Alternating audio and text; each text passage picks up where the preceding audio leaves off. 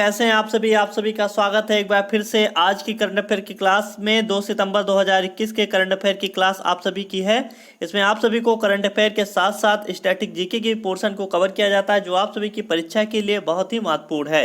इस वीडियो की पीडीएफ आप सभी को हमारे टेलीग्राम चैनल पर प्राप्त हो जाएगी। तो अगर आपने अभी तक हमारे टेलीग्राम चैनल को ज्वाइन नहीं किया है तो डिस्क्रिप्शन में आप सभी को लिंक मिल जाएगी, वहां से आप सभी हमारे टेलीग्राम चैनल तक पहुंच सकते हैं और इस पीडीएफ को डाउनलोड कर सकते हैं, साथ ही साथ अन्य जानकारी को भी प्राप्त कर सकते हैं।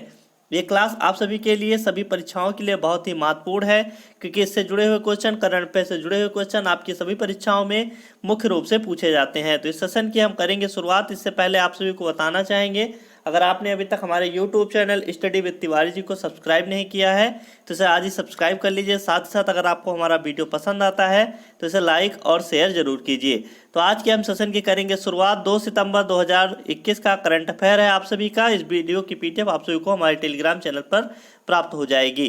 पहला क्वेश्चन जो आप सभी से पूछा गया था 1 सितंबर 2021 की क्लास में कि बताइए, हाल ही में टोक्यो पैरालंपिक में किस प्रतियोगिता में अवनी लेखरा ने स्वर्ण पदक जीता है। 4 ऑप्शन आप सभी के सामने थे, तैराकी, भाला फेंक, निशानेबाजी और ऊंची कूद। तो इसका सही आंसर आप सभी का क्या हो जाएगा?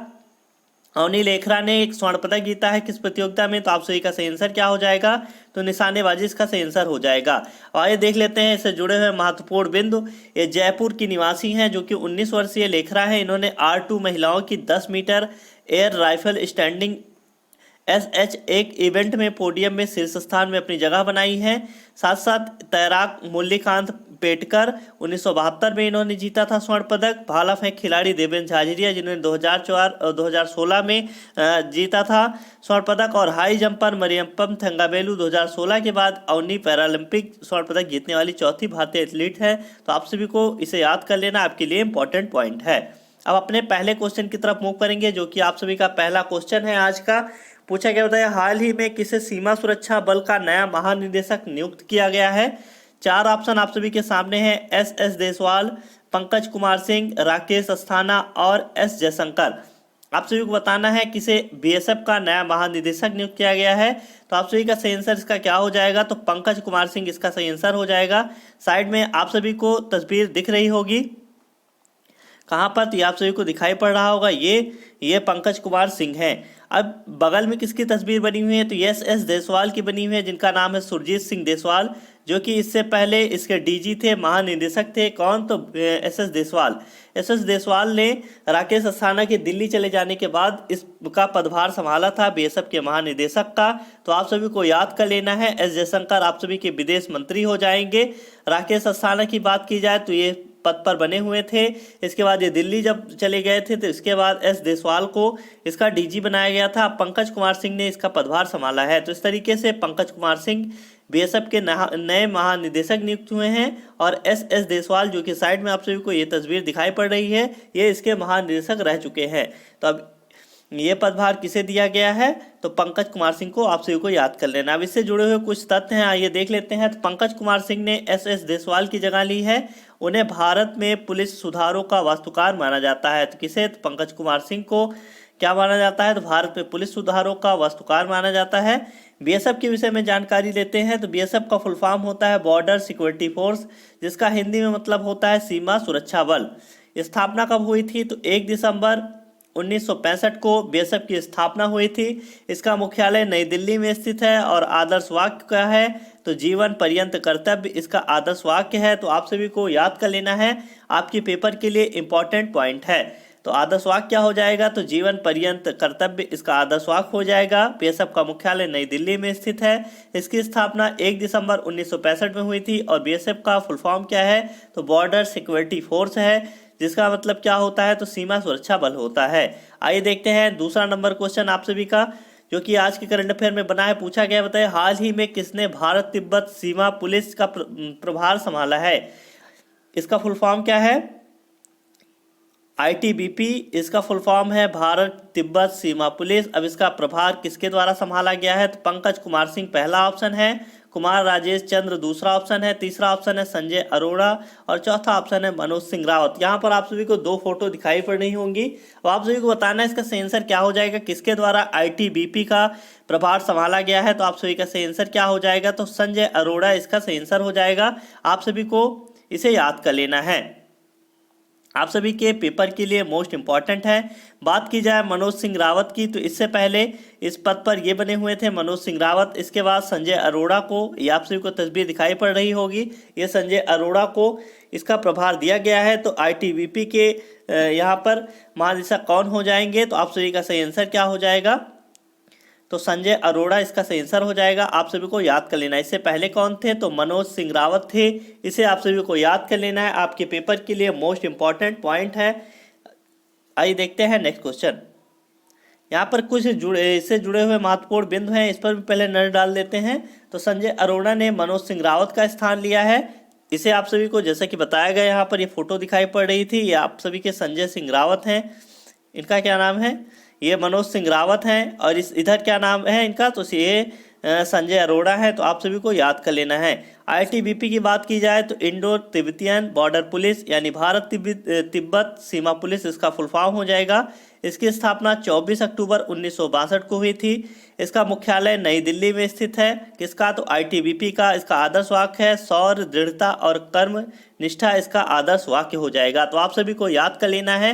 अगर आप सभी से बीएसएफ का पूछा जाता है, तो बीएसएफ का हमने आप सभी को इससे पहले बताया था, क्या है, तो 1 दिसंबर 1965, 1 दिसंबर 1965 हो जाएगा। अगर बीएसएफ का पूछा जाता है स्थापना दिवस, अगर आईटीबीपी का पूछा जाता है तो 24 अक्टूबर 1962 हो जाएगा। इसका मुख्यालय कहाँ पर स्थित है, तो नई दिल्ली में इसका मुख्यालय स्थित है। आदर्श वाक्य आप सभी को याद कर लेना है, शौर्य, दृढ़ता और कर्मनिष्ठा, इसका आदर्श वाक्य हो जाएगा। आइए देखते हैं नेक्स्ट क्वेश्चन। पूछा गया, बताइए हाल ही में अंतर्राष्ट्रीय खगोलीय संघ यानी IAU का मानद सदस्य चुने जाने वाले पहले भारतीय कौन बने हैं। आप सभी के लिए मोस्ट इंपॉर्टेंट क्वेश्चन है।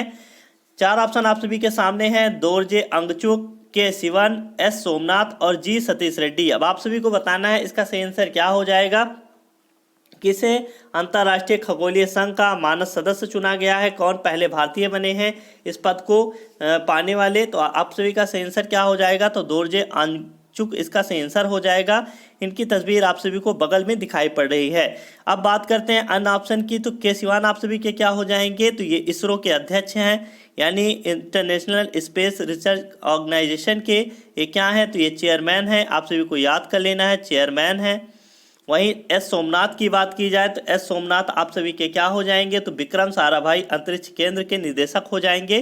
कहाँ के, तो विक्रम साराभाई अंतरिक्ष केंद्र के निदेशक हैं। जी सतीश रेड्डी की बात की जाए तो ये DRDO यानी defence research and development organisation के अध्यक्ष हैं। तो आप सभी को याद कर लेना है। तो ये जो भी ऑप्शन आप सभी के सामने हैं, इससे जुड़े हुए क्वेश्चन आप सभी के पेपर में पूछे जाएंगे। तो ऑप्शन के माध्यम से भी आप सभी को जानकारी दी जा रही है, जो आप सभी के लिए मोस्ट इंपॉर्टेंट है। आइए देख लेते हैं इनके विषय में कुछ जानकारी। तो दोरजे अंगचुक लद्दाख के निवासी हैं। वह लद्दाख क्षेत्र के भारतीय खगोल वेधशाला में प्रभारी अभियंता हैं। तो आप सभी को याद कर लेना है। वह दुनिया भर में 10 सदस्यों में शामिल होने वाले पहले व एकमात्र भारतीय हैं। तो इसे भी आप सभी को याद कर लेना है। IAU के बारे में बात करें तो IAU का फुल फॉर्म क्या है, तो इंटरनेशनल एस्ट्रोनॉमिकल यूनियन इसका फुल फॉर्म है, यानी कि अंतर्राष्ट्रीय खगोलीय संघ। इसकी स्थापना 28 जुलाई 1919 को हुई थी। इसका मुख्यालय है पेरिस, फ्रांस में। और इसके प्रेसिडेंट कौन है, तो इवाइन वान डिसओइक इसका इनके प्रेसिडेंट हैं। आप सभी को याद कर लेना है। तो AEU के प्रेसिडेंट कौन हो जाएंगे, यानी इंटरनेशनल एस्ट्रोनॉमिकल यूनियन के प्रेसिडेंट इवाइन वान डिसओइक हो जाएंगे। और इसका मुख्यालय कहाँ पर है, तो पेरिस, फ्रांस में है। इसकी स्थापना 28 जुलाई 1919 को हुई थी। आइए देखते हैं नेक्स्ट नंबर क्वेश्चन। पूछा गया, बताइए हाल ही में जारी रबो बैंक की 2021 ग्लोबल टॉप 20 की डेयरी कंपनियों की सूची में अमूल को कौन सा स्थान प्राप्त हुआ है। 4 ऑप्शन आप सभी के सामने हैं, 16, 18, 20 और 15। अब आप सभी को बताना है कि कौन सा स्थान अमूल द्वारा प्राप्त किया गया है, किस रैंक में। तो रबो बैंक की जारी की गई सूची में 2021 ग्लोबल टॉप 20 की डेयरी कंपनियों की सूची में कौन सा स्थान प्राप्त हुआ है अमूल को, तो इसका सही आंसर क्या हो जाएगा, तो 18वां स्थान प्राप्त हुआ है। बात की जाए अमूल की तो 2020 में 16वें स्थान पर थी, यानी 2 स्थान नीचे चली गई है। अब इसका स्थान क्या हो गया है, तो 18 हो गया है। आइए देख लेते हैं। तो रिजर्व बैंक की 2021 ग्लोबल टॉप 20 डेयरी कंपनियों की सूची में अमूल 2 स्थान गिरकर 18वें स्थान पर आ गई है, और जिसका सालाना कारोबार $5.3 बिलियन है। आप सभी को याद कर लेना है। साथ ही साथ 2020 में अमूल को 16वें स्थान पर रखा गया था, जो आप सभी को जानकारी इससे पहले शेयर की गई है। फ्रांस स्थित डेयरी कंपनी लैक्टालिस, इन्होंने $23 बिलियन के कारोबार के साथ दुनिया की सबसे बड़ी डेयरी कंपनी के रूप में सामने आई है। इसके बाद नेस्ले है। तो आप सभी को याद कर लेना है सबसे ऊपर कौन सी कंपनी है, तो क्या नाम है इसका, तो लैक्टालिस है, जो कि फ्रांस की कंपनी है, डेयरी कंपनी है। इसके बाद नेस्ले है। और अगर बात की जाए अमूल की, तो अमूल का स्थान क्या है, तो 18वां है। इसे आप सभी को याद कर लेना है। 2020 में इसका स्थान 16वां था, इसे भी आप सभी को याद कर लेना है। आइए देखते हैं नेक्स्ट क्वेश्चन। 5वां नंबर क्वेश्चन आप सभी से पूछा गया, बताइए हाल ही में भारत ने किस देश की नौसेना के साथ पहला साझेदारी अभ्यास में भाग लिया है। 4 ऑप्शन आप सभी के सामने हैं, फ्रांस, अल्जीरिया, ईरान और पाकिस्तान। अब आप सभी को बताना है भारत ने किस देश की नौसेना के साथ पहला साझेदारी अभ्यास में भाग लिया है। तो आप सभी का सही आंसर क्या हो जाएगा, तो अल्जीरिया इसका सही आंसर हो जाएगा। अल्जीरिया की राजधानी अल्जीरियस आप सभी को याद कर लेना है। फ्रांस की राजधानी है पेरिस, इसे आप सभी को याद कर लेना है। आइए देखते हैं इससे जुड़े हुए कुछ पॉइंट। तो अगर इससे जुड़े हुए कुछ पॉइंट देखते हैं, तो INS तबर, यानी कि ये जो भारत में दिखाई पड़ रहा है, ये भारत का नौसेना पोत था। क्या नाम है इसका, तो INS तबर भूमध्य सागर में अल्जीरिया तट से दूर अल्जीरियस नौसेना के साथ मिडन मैरीटाइम पार्टनरशिप अभ्यास में भाग ले रहा है। तो आप सभी को याद कर लेना है, इस अभ्यास में अल्जीरियाई नौसेना के पोत, इसका नाम क्या है, तो ANS इज्जादर है। आप सभी को याद कर लेना भारतीय पोत का नाम क्या है, तो INS तबर है। और वहीं अल्जीरियाई नौसेना के पोत की बात करें तो ANS इज्जादर है। आप सभी को याद कर लेना है। इसका उद्देश्य क्या है, तो इंटरऑपरेबिलिटी को बढ़ाना है, संचालन की अवधारणा को समझना है और भविष्य में दोनों नौसेनाओं के बीच सहयोग बढ़ाने की संभावना को तलाशना है। INS तबर की बात की जाए तो भारतीय नौसेना के लिए रूस में बनाया गया तलवार श्रेणी का स्टील्थ फ्रिगेट है। आप सभी को इसे याद कर लेना है। कहाँ पर इसे निर्मित किया गया है, तो रूस में बनाया गया है। इसका नाम क्या है, तो INS तबर। अगर अल्जीरियाई नौसेना के पोत की बात की जाए तो ANS इज्जादर हो जाएगा, जो आप सभी के लिए इम्पोर्टेंट है। आइए देखते हैं भारतीय नौसेना से जुड़े हुए कुछ तथ्य। तो नौसेना दिवस कब मनाया जाता है, तो 4 दिसंबर को मनाया जाता है। नौसेना प्रमुख कौन है, तो एडमिरल करमबीर सिंह हैं, जो कि 24वें नौसेना प्रमुख हैं। आदर्श वाक्य की बात की जाए तो सम नो वरुणा इसका आदर्श वाक्य हो जाएगा। अब आइए देख लेते हैं कि वायुसेना दिवस कब मनाया जाता है। अगर आप सभी से पूछा जाएगा कि वायुसेना दिवस कब मनाया जाता है, तो आप सभी का सही आंसर क्या हो जाएगा, तो वायुसेना दिवस 8 अक्टूबर को मनाया जाता है। इसे आप सभी को याद कर लेना है। अगर आप सभी से पूछा जाता है भारतीय सेना दिवस कब मनाया जाता है, तो आप सभी का सही आंसर क्या हो जाएगा, तो 15 जनवरी आप सभी का सही आंसर हो जाएगा। तो इससे जुड़े हुए जो भी पॉइंट थे आप सभी से डिस्कस किए गए हैं, इसे आप सभी को याद कर लेना है, आपके पेपर के लिए मोस्ट इंपॉर्टेंट है। 6ठा नंबर क्वेश्चन देखते हैं। पूछा क्या बताया, हाल ही में केंद्रीय मत्स्य पालन, पशुपालन एवं डेयरी मंत्री, इनका नाम क्या है, जिन्होंने डेयरी किसानों की सहायता के लिए ई-गोपाला वेब वर्जन लॉन्च किया है। गिरिराज सिंह पहला ऑप्शन है, दूसरा ऑप्शन है पुरुषोत्तम रूपाला, तीसरा ऑप्शन है गजेंद्र सिंह शेखावत और चौथा ऑप्शन है जी किशन रेड्डी। अब आप सभी को बताना है इसका सही आंसर क्या हो जाएगा, किन्होंने, इनका नाम क्या है, तो इनका नाम क्या हो जाएगा, तो पुरुषोत्तम रूपाला हो जाएगा। आप सभी को साइड में तस्वीर दिखाई पड़ रही होगी। इनके द्वारा डेयरी किसानों की सहायता के लिए ई-गोपाला वेब वर्जन लॉन्च किया गया है, जो आप सभी के लिए मोस्ट इंपॉर्टेंट है। तो इसे आप सभी को याद कर लेना है, आपके पेपर में निश्चित रूप से क्वेश्चन पूछा जाएगा। अब आइए देख लेते हैं गजेंद्र सिंह शेखावत के विषय में। तो आप सभी की ये जल शक्ति मंत्री हो जाएंगे। क्या हो जाएंगे ये, तो आप सभी को याद कर लेना है, जल शक्ति मंत्री हो जाएंगे। जल शक्ति मंत्री आप सभी के गजेंद्र सिंह शेखावत हो जाएंगे। अगर बात की जाती है जी किशन रेड्डी की, तो आप सभी का सही आंसर क्या हो जाएगा, तो ये कौन से मंत्री हैं, तो ये संस्कृति एवं पर्यटन मंत्री हो जाएंगे। संस्कृति एवं पर्यटन मंत्री हो जाएंगे। अगर बात की जाती है गिरिराज सिंह की, तो ये क्या हो जाएंगे, तो गिरिराज सिंह की अगर आप सभी से बात की जाती है तो ये ग्रामीण विकास एवं पंचायती राज मंत्री हो जाएंगे। तो ग्रामीण विकास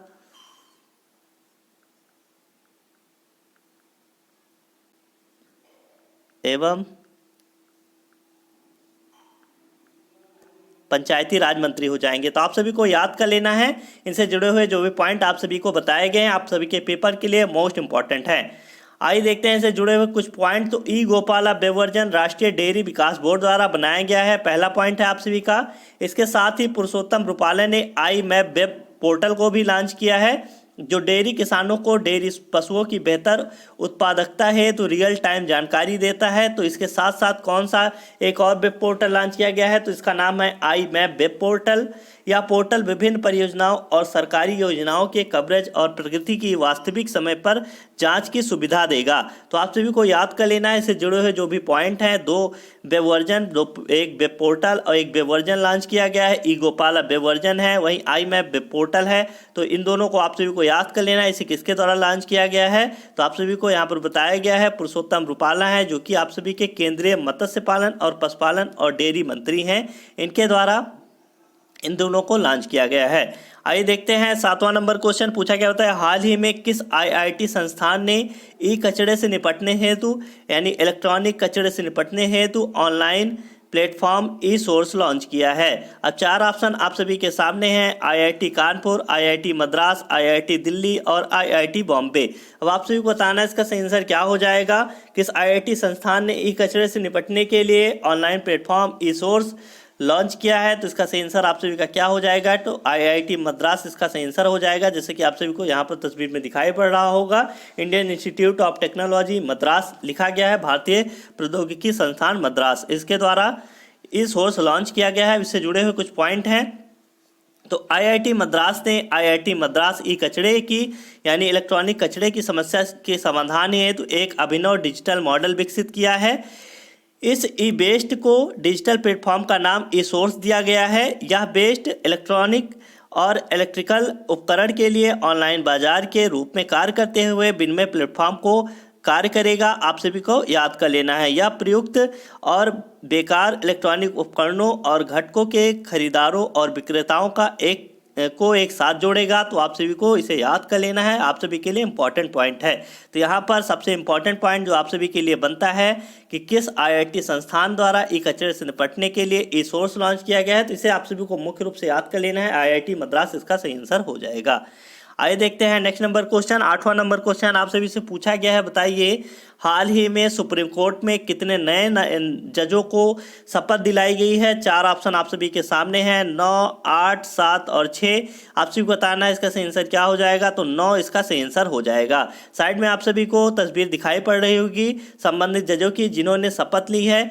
आप सभी को 9 फोटो दिखाई पड़ रही है, 1, 2, 3, 4, 5, 6, 7, 8 और 9। तो ये 9 जज हैं जिनके द्वारा सुप्रीम कोर्ट में नए जज के रूप में शपथ ली गई है। भाई देख लेते हैं इससे जुड़े हुए कुछ पॉइंट। तो भारत में मुख्य न्यायाधीश हैं, कौन है, एन.बी. रमन है। आप सभी को याद कर लेना है, क्या नाम है, एन.बी. रमन। आप सभी को याद कर लेना है एन.बी. रमन को। ये भारत के मुख्य न्यायाधीश हैं, कौन से, तो 48वें मुख्य न्यायाधीश हैं सुप्रीम कोर्ट में, इसे आप सभी को याद कर लेना है।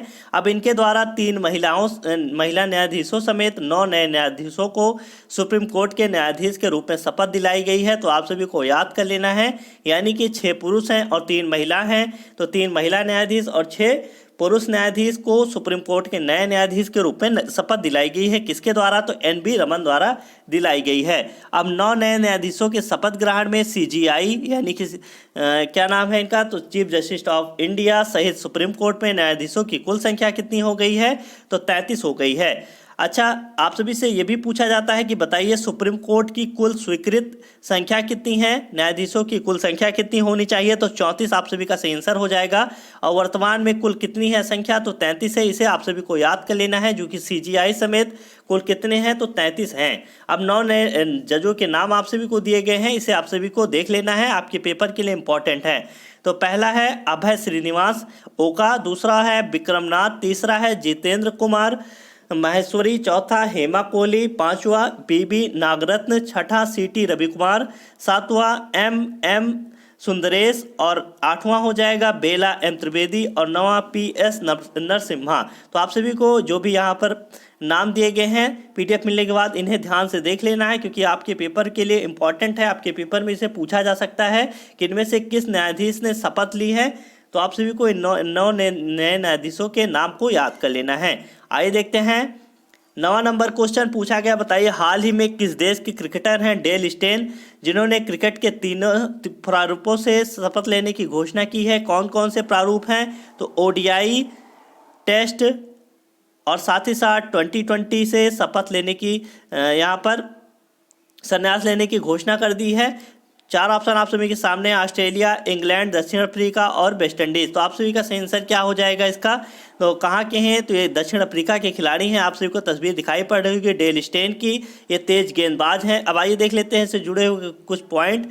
तो अगर डेल स्टेन की बात की जाए तो स्टेन गन के नाम से विख्यात थे। ये अब तक के सबसे महान तेज गेंदबाजों में से एक थे। इन्होंने वर्ष 2004 में अंतर्राष्ट्रीय क्रिकेट में पदार्पण किया था, जिसमें इन्होंने 93 टेस्ट, 125 वनडे और 47 2020 मैच खेले थे। तो आप सभी को याद कर लेना, 2004 में इन्होंने अंतर्राष्ट्रीय मैचों में पदार्पण किया था।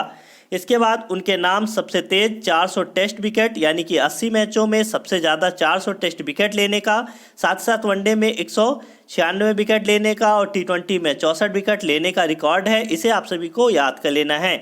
वह IPL में रॉयल चैलेंजर्स बेंगलोर की तरफ से खेल चुके हैं, तो इसे आप सभी को याद कर लेना है, आप सभी के पेपर के लिए इम्पोर्टेंट है।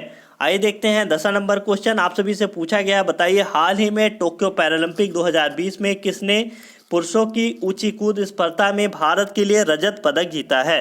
अब 4 ऑप्शन आप सभी के सामने हैं, निषाद कुमार, मरियप्पम थंगावेलु, शरद कुमार और विनोद कुमार। अब 4 ऑप्शन आप सभी के सामने हैं, आप सभी को बताना है इसका सही आंसर क्या हो जाएगा। तो इसका सही आंसर आप सभी का क्या हो जाएगा? तो मरियप्पम थंगावेलु हो जाएगा। इससे पहले एक क्वेश्चन और आप सभी का बना था, ये निषाद कुमार वाला आप सभी को हम दिखाना चाहेंगे, ये आप सभी को दिखाई पड़ रहा होगा। ये भी क्वेश्चन आप सभी के सामने था कि हाल ही में किसने टोक्यो पैरालंपिक में ऊंची कूद प्रतियोगिता में भारत के लिए रजत पदक जीता है। तो निषाद कुमार, इन्हें भी आप सभी को याद कर लेना है। तो आप सभी का जो क्वेश्चन पूछा जाएगा, ये मरियप्पम थंगावेलु हैं, आप सभी को दिखाई पड़ रहा होगा। साइड में शरद कुमार हैं। अब इसी प्रतियोगिता में इन्होंने क्या जीता है? तो रजत पदक जीता है, इन्होंने सिल्वर मेडल जीता है और इन्होंने ब्रॉन्ज यानी कांस्य पदक जीता है। तो आप सभी को याद कर लेना है, शरद कुमार को इन्होंने कांस्य पदक जीता है और ये मरियप्पम थंगावेलु हैं जिन्होंने क्या जीता है? तो इन्होंने रजत पदक जीता है। तो ये शरद कुमार और मरियप्पम थंगावेलु आप सभी के सामने है। निषाद कुमार भी आप सभी को बताया गया। आइए देख लेते हैं इससे जुड़ी हुई कुछ जानकारी। यहाँ पर बताया गया है कि भारत के मरियप्पम थंगावेलु ने टोक्यो पैरालंपिक पुरुषों की ऊंची कूद T63 प्रतियोगिता है, और बात की जाए निषाद कुमार की T47 प्रतियोगिता है। तो इसे आप सभी को याद कर लेना है, क्योंकि आप सभी के पेपर में पूछा जाएगा। तो ये प्रतियोगिता के नाम दिए गए हैं, T63 वाली ये है किनकी? तो ये मरियप्पम थंगावेलु की T63 हो जाएगी। वहीं अगर निषाद कुमार की बात की जाए तो T47 हो जाएगी, आप सभी को याद कर लेना है। अब दोनों ने अलग अलग स्पर्धा में भारत के लिए रजत पदक जीता है। इनका नाम निषाद कुमार है और वहीं इनका नाम मरियप्पम थंगावेलु, और इधर ये शरद कुमार इनका नाम है। अब आइए देख लेते हैं नेक्स्ट। तो इसी स्पर्धा में शरद कुमार ने 1.83 मीटर की छलांग लगाते हुए कांस्य पदक जीता है। तो आप सभी को इसे भी याद कर लेना है। मरियप्पम थंगावेलु की बात की जाए तो इन्होंने 1.86 मीटर के साथ रजत पदक जीता है। तो आप सभी को बताना चाहेंगे एक और पॉइंट जो इस से जुड़ा हुआ बहुत ही महत्वपूर्ण पॉइंट है कि संयुक्त राज्य अमेरिका के क्या नाम है इनका? तो सैम ग्रेवे है। इन्होंने 1.88 मीटर के साथ स्वर्ण पदक जीता है। तो इसे आप सभी को याद कर लेना है। कहाँ के हैं ये? तो USA के हैं। नाम इनका है सैम ग्रेवे। इन्होंने 1.88 मीटर के साथ स्वर्ण पदक जीता है। अब 2 नए पदकों के साथ टोक्यो पैरालंपिक में भारत के पदकों की संख्या कितनी हो गई है? तो 10 हो गई है। इसे आप सभी को याद कर लेना है, आप सभी के लिए इंपॉर्टेंट पॉइंट। तो आप सभी को कंफ्यूज नहीं होना है।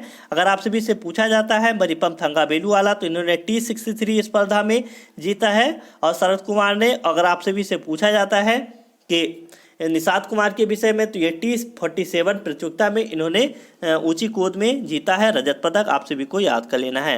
आइए देखते हैं 11 नंबर क्वेश्चन पूछा गया, बताइए हाल ही में टोक्यो पैरालंपिक 2020 में सिंह राज अधाना ने 10 मीटर एयर पिस्टल में कौन सा पदक जीता है? ये आप सभी को तस्वीर दिखाई पड़ रही होगी। इनका नाम है सिंहराज अधाना।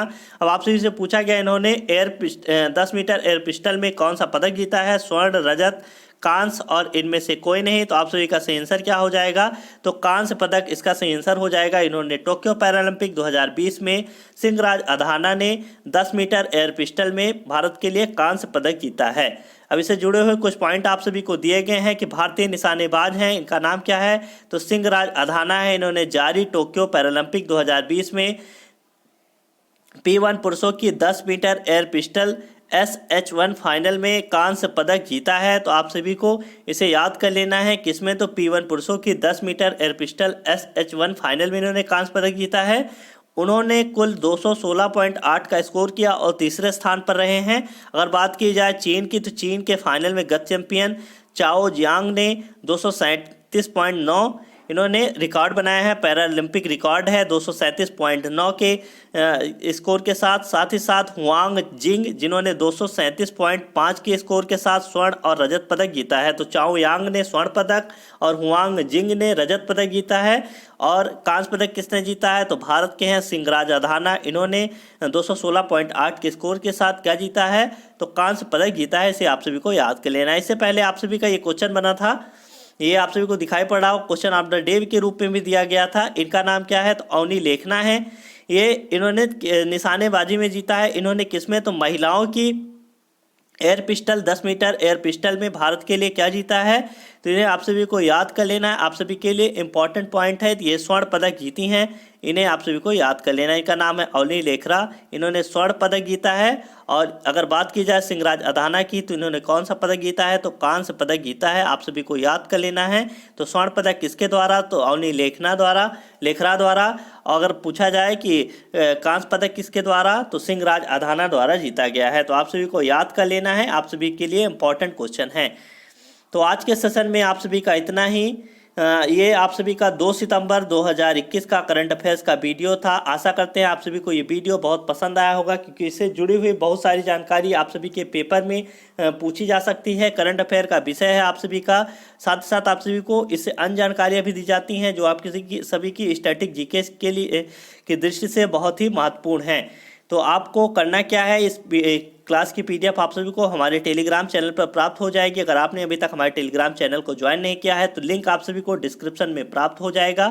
साथ साथ आप सभी को यहाँ पर 3 लिंक और दी गई हैं। तो PDF मिलने के बाद आप सभी इस पर क्लिक करके हमारे फेसबुक पेज, यूट्यूब चैनल और टेलीग्राम चैनल तक पहुँच सकते हैं। तो आज के सेशन में इतना ही। अब आप सभी को हम मिलेंगे 3 सितंबर 2021 के करंट अफेयर में। तब तक के लिए नमस्कार, जय हिंद।